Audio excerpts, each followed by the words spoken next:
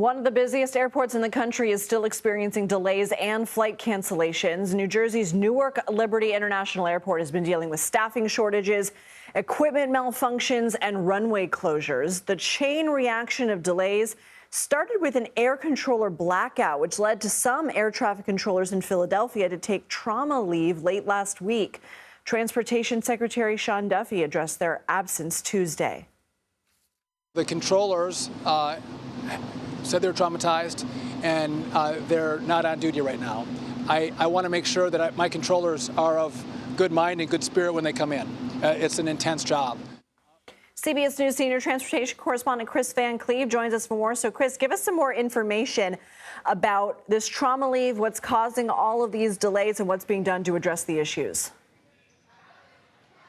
Well, what the secretary said basically is they have had to sacrifice efficiency in order to guarantee safety. When FAA air traffic control staffing goes down, goes below sort of their minimum safe number, it's called a staffing trigger, and that will trigger a delay program, a program that slows down an airport. And that's what's happened at Newark now for 9 straight days. We're talking about hundreds of canceled flights, thousands of delays. On average right now, 244 minutes is the average delay at Newark. The flights here from Los Angeles going to Newark today, they've all been about 2.5 to 3 hours late so far. One cancellation there is airlines have reduced their schedule. And there's unfortunately not a quick fix here. Until those air traffic controllers are back, you're going to be at a reduced efficiency for that airport because controllers aren't plug and play. They have to be specially trained and certified for that airspace. And this trauma leave could go up to 45 days. And you spoke with Alaska Airlines CEO Ben Minut. You're going to have to pronounce his last name for me. In an exclusive interview about these delays. Minicucci, thank you. And these issues. What did he tell you? Yeah, so we were talking to him about sort of the bigger picture summer travel and some changes that are coming out of Alaska. But, they have 10 flights a day to Newark Airport. It's not an insignificant airport. It's the 12th busiest in the country. If there are problems there, does it bring about problems elsewhere? So we wanted to ask him about the safety of the system. The area we have to focus on is air traffic control. Like I said, I think if you get staffing addressed, infrastructure is a big deal. We have old equipment and infrastructure at a lot of towers that needs to be updated and modernized. And I think there's a huge opportunity with technology. On Thursday, Secretary Duffy plans to unveil his plan for that new technology, for the upgrades to the air traffic control system. It's likely to be a multi-billion-dollar, multi-year effort, but it would be a step forward here. There's no question the FAA is dealing with antiquated equipment that's decades old. It is an agency here where there are some indications that a burnt copper wire was part of what kicked off these outages. It is not a facility that has fiber optics. It's not a system that has fiber optics. We're talking about a system that runs on floppy disks.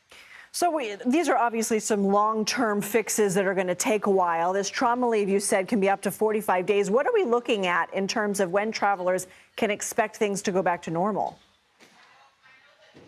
Well, certainly normal at Newark could take a while. We know that United Airlines, the biggest airline operating in and out of Newark, has put a change waiver up, allowing people to make changes to their flights through at least May 17th. So that's the end of next week. So if any indication here is that this is not going to wrap up in short order, my conversations with the FAA today is that they expect the same staffing issues again tomorrow. All right, Kris Cleave, thank you so much. CBS News transportation safety expert and analyst Robert Sumwalt joins us now. He's also former chair of the NTSB. So, Robert, air traffic controller screens for Newark going dark for up to 90 seconds last week. What could cause that and how dangerous is it? Well, Lindsay, hello. You can imagine how traumatic that would be for an air traffic controller, that you are responsible for dozens of airplanes and hundreds of lives, and you're communicating with those airplanes, and all of a sudden your radar screens go blank. That would be a traumatic event. So how long is it going to take to fix all this? It's going to take a while. So let's talk about this trauma leave, because we did learn that 20% of air traffic controllers in Philadelphia went on trauma leave due to this blackout. You called it. Imagine how traumatic that would be. What can you tell us about this policy, and how does that affect a team already dealing with staffing shortages? Well, I'm not exactly sure how the trauma leave actually works, but I think in this case, the controllers are certainly entitled to it. When you've got 20% of your workforce that's leaving for 45 days or up to 45 days, that's not going to help the air traffic controller shortage one bit. So this is a significant event to have them leave, and we've got to figure out a better way. Earlier, we heard from the Alaska Airlines CEO. How long does it typically take to update aging air traffic equipment? I mean, if Kris Van Cleave was saying we're talking about floppy disk systems still. Well, I hate to say it, but it's going to take years.